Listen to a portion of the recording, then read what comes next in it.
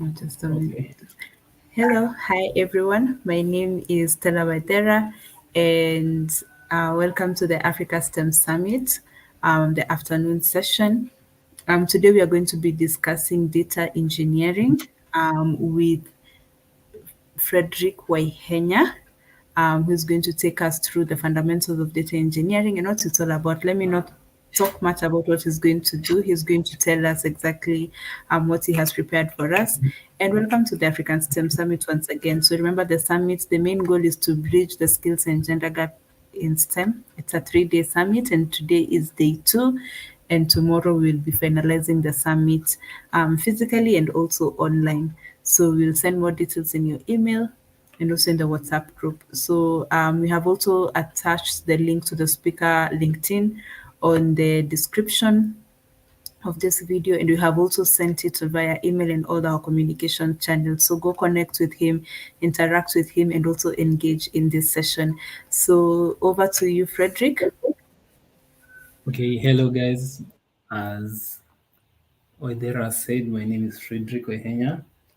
I'm a data engineer, and today I'll be taking you guys through some of the data engineering principles we have, and I'll do this by using a very interactive activity that will involve a simple data pipeline and also a simple interactive dashboard. So, data engineering is one of the basic foundations of business intelligence. It's sort of the backbone behind business intelligence, data science, and machine learning. Data engineering involves building data pipelines, designing data architectures, and also analytics, whereby you build dashboards for the business users. And also you can also take part in business meetings whereby you share the dashboards. I could share like a simple dashboard right now for you guys. And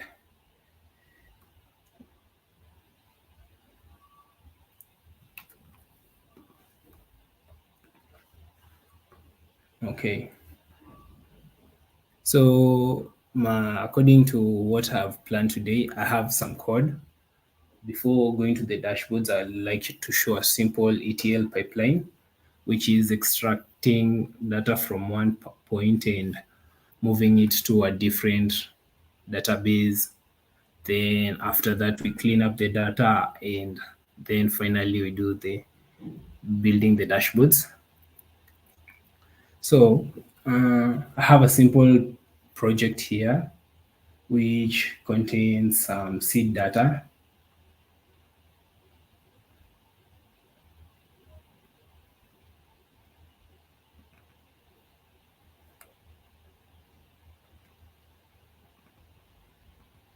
Oh, yeah, I think I have a bug here. Let me open it with VS Code.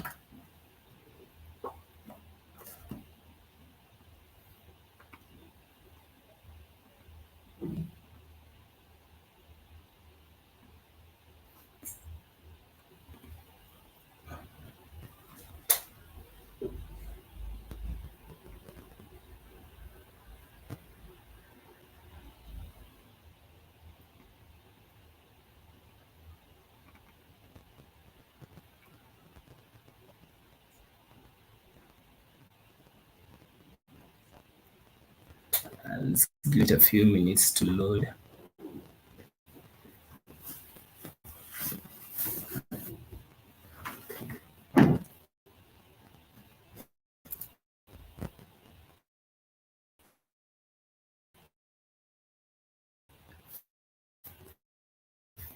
Hello, Sarah. Can you hear me? I think I'm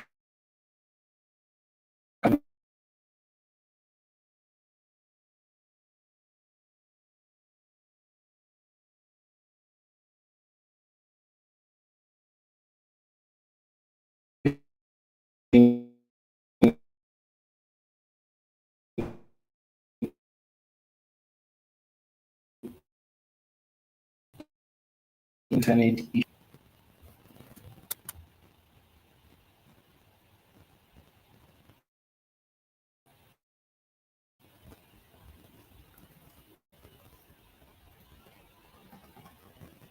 hello.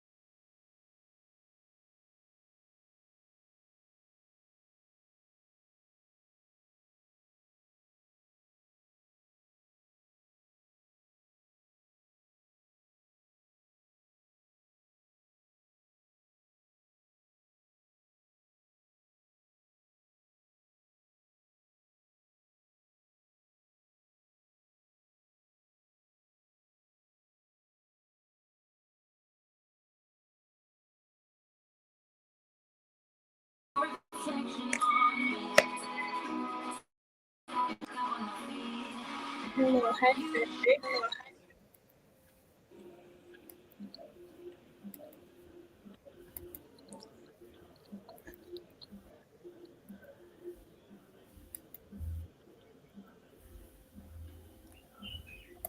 Hello, hi Fredrick. Can you hear me?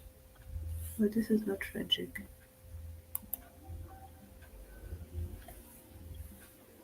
Fredrick, can you hear me?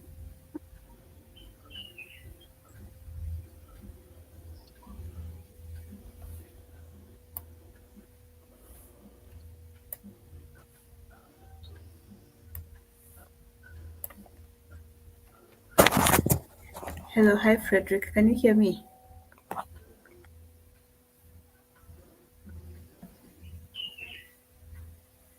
Okay, guys, let me try and get Frederick. I don't know what has happened. We can't hear him.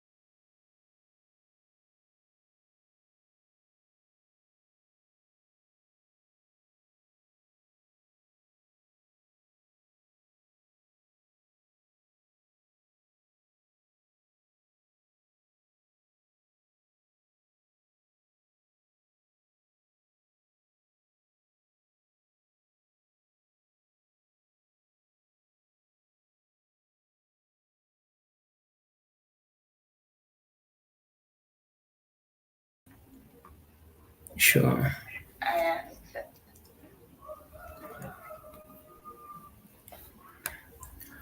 Uh-huh. Okay.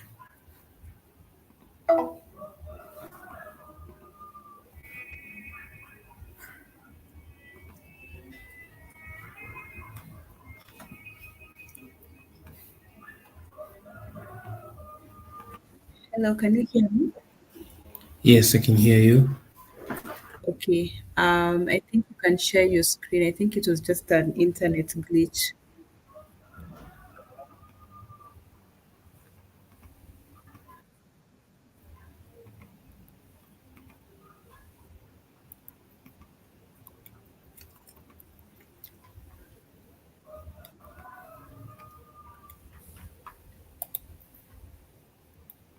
Okay, great. Okay, so hi everyone. Sorry, there was a small internet glitch from my end as well, and even I think AI Bunny's as well, or Frederick's, I mean, as well. So, Frederick, you can take over now. We can see your screen clearly. Okay. Hello, guys. Sorry for the glitch. I wanted to showcase a practical example of data engineering in what I actually do on the daily. So currently, right here, I have a database. This database is a result of scraping from AMIS, the government sites for agri commodities. So these sites just track the amount of the amount and the selling price of different agricultural commodities in Kenya. So from this database I have here, which is a Postgres database, I have commodities like amaranthus, tree tomatoes, the markets where the commodities are sold, the wholesale price, the wholesale amount, and the wholesale price. So we have the wholesale price as 15 shillings for the terere or amaranthus, 15 shillings per kg. That's a wholesale price. The 10 shilling per kg in retail. Then we have a supply volume of 400, which is per kilogram. So from a data engineer perspective, some of the some of the data that is collected through transactional APIs, say M-Pesa, most of us interact with M-Pesa. If on a daily, a lot of transactions go through M-Pesa. And at the end of the day, M-Pesa is a business. They want to know they want to know what kind of customers they have, how much money is passing through the M-Pesa system, and also in case of failures, they also want to track the failures. So for this particular instance, I have this database here where the government just collects from different markets the different sale price of different commodities. Yeah.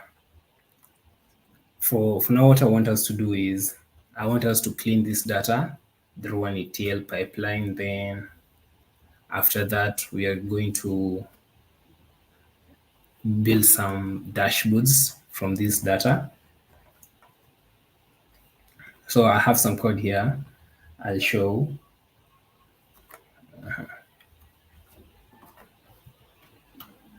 So here we have the commodities on this side. This is my database, the AMIS database.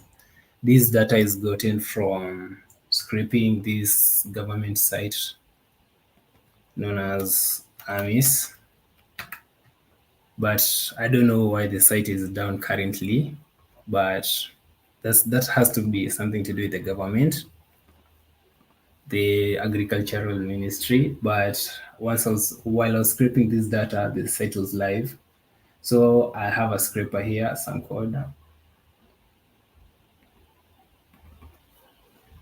So I have this scraper. This scraper has been built by an open source community in the data engineering. So we have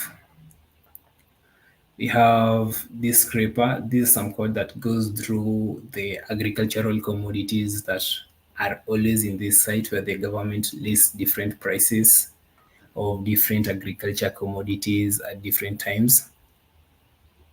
So like, and in the different counties. So they just track how much a commodity was selling at a given time in that particular county and in a particular market. So over time, you with this data, over time you might get some insights on what was happening and the different prices trends that are coming up after a period of time. So this scraper goes through the data that's always listed on the database. So you get the commodity, the supply volume, the classification, the grade, the sex in case of animals, the market, the wholesale, yeah, and all that. So after scraping, I got this database here where I just put all the data that I scraped from that site. After that, we now go to the next stage. So this part of the stage in the ETL is called the extraction part, where you just get the data from different sources. The sources might be websites. Might also be other databases. They might be different databases. They might be of different schemas or different query languages. Like you might have a MongoDB, and yeah, you might have an SQLDB, but for the purpose of data engineering, the first part is to consolidate the data in one warehouse where you have all the data so that the transformation and the loading can begin. So after I extracted the data from AMIS, I then go to the next stage, which is transforming the data. For the extraction part, I use a tool called Scrappy, which is a Python library. Scrappy is a Python library that is used to scrape data from different sources and different schemas on the website. And for this next part, I'm going to demonstrate the transaction trans transforming part. Sorry. So for this part, we have dbt and I have the dbt code here. So for for this part, what you do with dbt is a modern data analytics tool that is used to do the data cleaning and also transformation. But for dbt to work, you just need to connect it to us the data warehouse. You can't use dbt to move data from different warehouses. You have to transform your data where it rests. So currently my data rests in a Postgres database. And now I have dbt here. And the first step is to stage your data. In data engineering, we have different levels of your data architecture. You can have the staging, the intermediate layer, then the mat layer. Mat layer is where now the actual consumption of the data happens. So in my staging layer, I have this simple SQL query where which stages the data from the different sources. So sorry, let me share this. So this query, all it does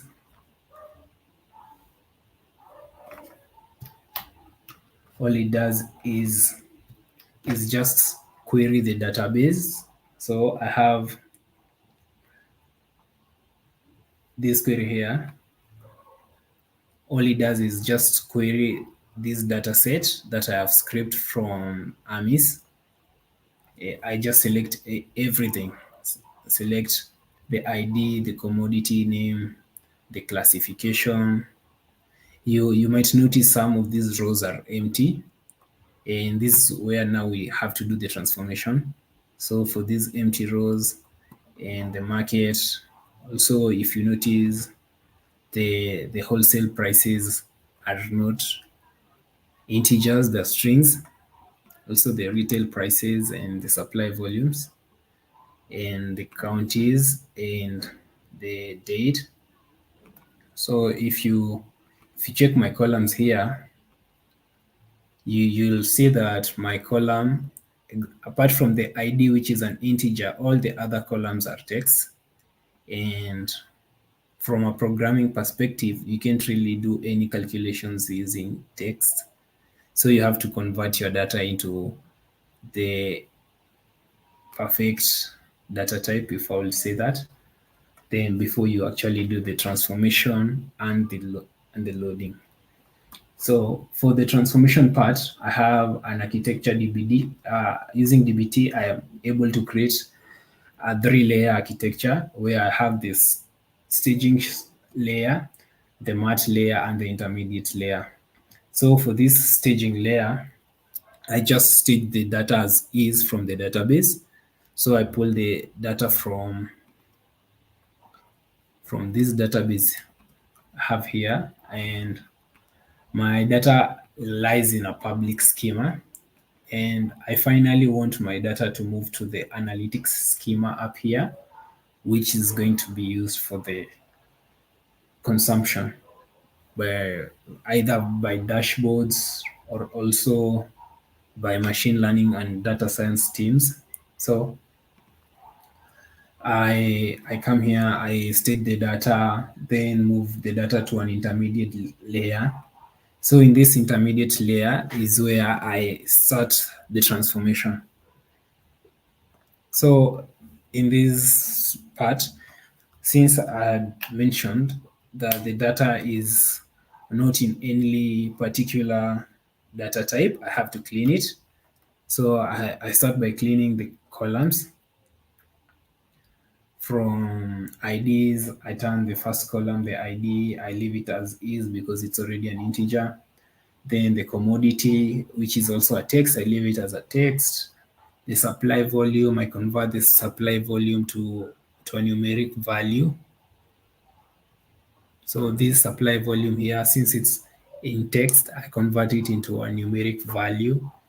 Yeah, repeat that for the grade. I also put for the repeat that for the market I leave as is as a string, the county the same. The date, I convert the date into a timestamp, which currently is text. I just convert these dates using SQL. So DBT, you just use the normal SQL query structured language. So then for the classifications, since I mentioned that this data here, some of these rows are empty, and it might be really hard to classify this data while with empty rows. So what I do is since they're empty, they have this placeholder here, this dash.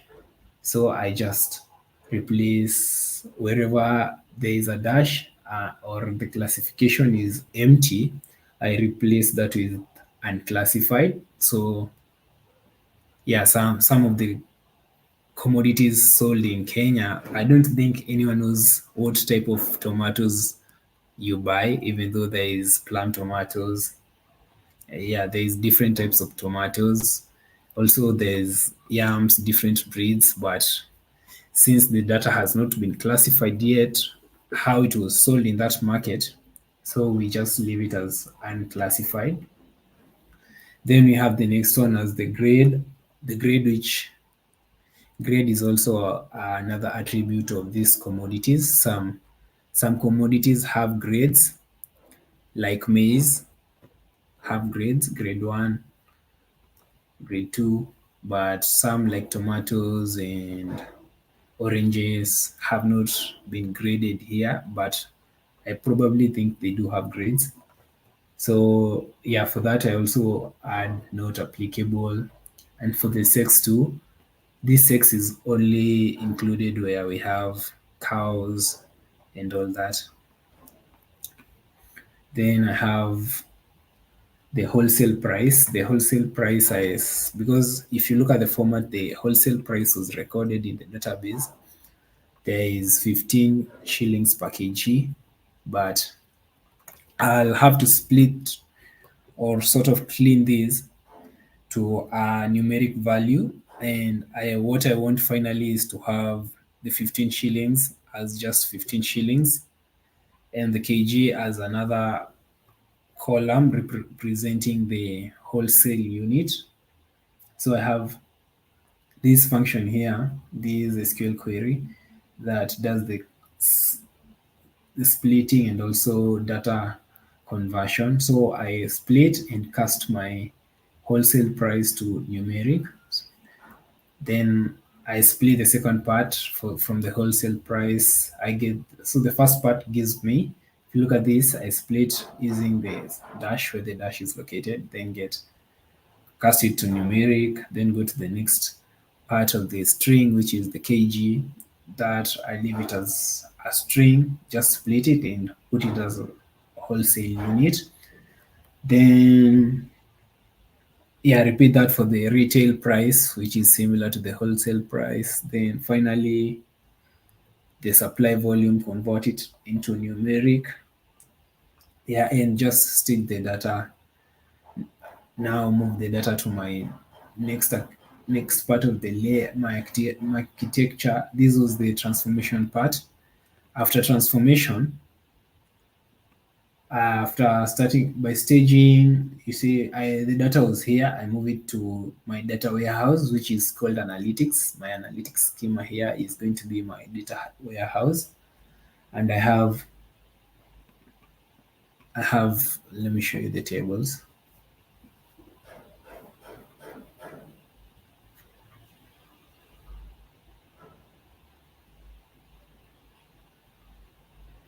Let's give it a minute to load. Hi, Stella.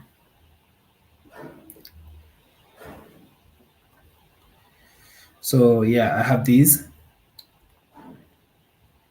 This is now my stage data. Then I take my stage data and move it to transform it and transform it and load it into a table.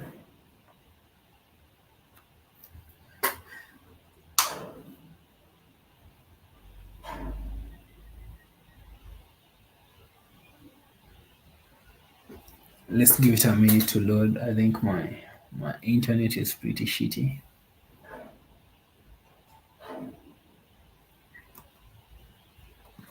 So while it's loading, what you basically expect to see is just these cleaned columns. Yeah, there it is. So we've cleaned the commodity name classifications. We've replaced them with not applicable. Then henceforth wholesale price, the wholesale units. Then yeah, the market, then the date. County, the market, county, and the date. You can see now the wholesale price it shows at 15 kg, the wholesale unit, the retail price, the retail unit, and the supply volume have all been cleaned. Then after that, we we might want to move this data to the staging layer, to the mat layer. But moving the data to the mat layer will require you to do some additional operations like dimensional modeling or typically normalizing your data depending on your like. But for me, because I basically enjoy using a modern data warehouse strategy whereby I instead of creating different dimensions, I just use one big tables. So because currently it's cheaper to most of the even like my database is hosted in the cloud, and it's actually cheaper to actually do have one big tables than traditional data engineering where people had to create multiple dimensions. And also the kind of data we have here does not involve a lot of a lot of, let's say, different departments. We don't have like any departmental data here. This data just belongs to the agriculture department in quotes. So after this part, what we are going to do is we'll we are going to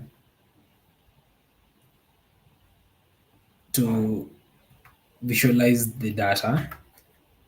So for this part, for the visualization part, I'm going to use Superset, which is an analytics tool.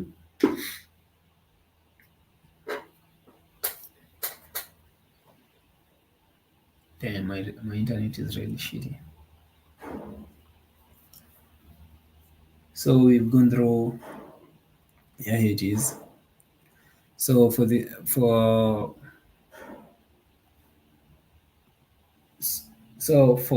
part, I have a Power BI analytics tool.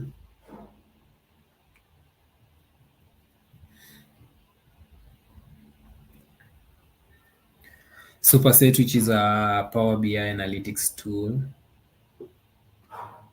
by Apache, where you can just use it to do the create dashboards and just visualize different trends in your database.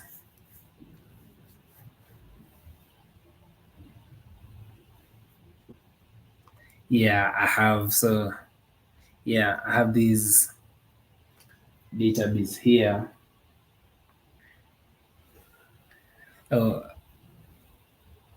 so from this part, after we clean the data, and now we want to visualize the data from this part, from the refined commodities, because as of current, as of right now, I haven't really done much to the data apart from transforming it.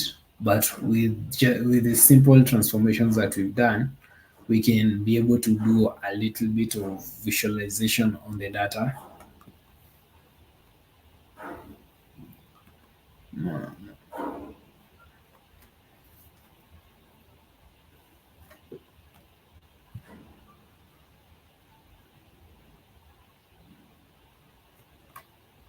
And let's give it a minute to load. Some of these business intelligence tools really consume a lot of memory, and also they take time to load. But for this particular instance, I'd really blame my internet.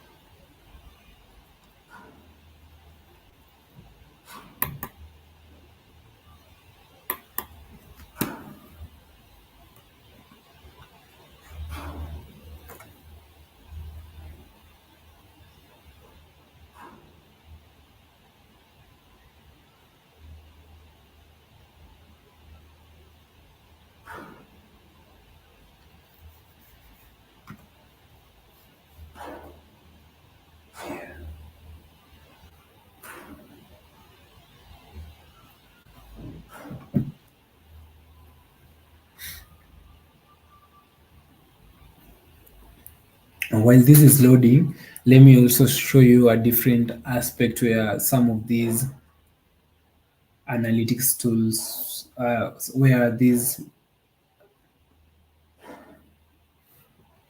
let me move to a different branch here, git branch, where some of the consumers, apart from analytics, we might have even data science consumers who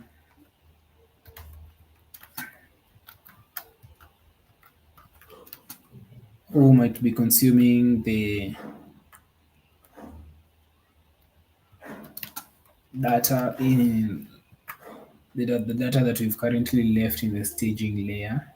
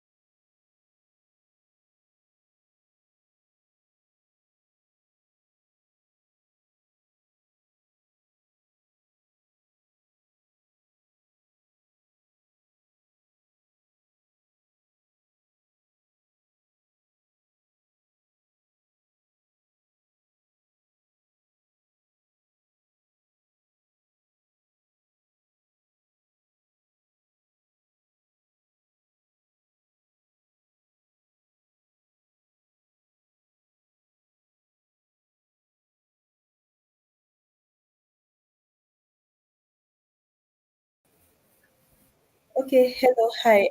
The speaker is really having a hard time with his internet. It keeps kicking him out, and he has requested that that final leg that he was about to implement, we will do a makeup session. So makeup session, then announce our platforms, and you guys can be able to join because he's unable to fully execute anything because of the internet. So which is very understandable, and he has no control over. So for that reason, thank you for attending the session.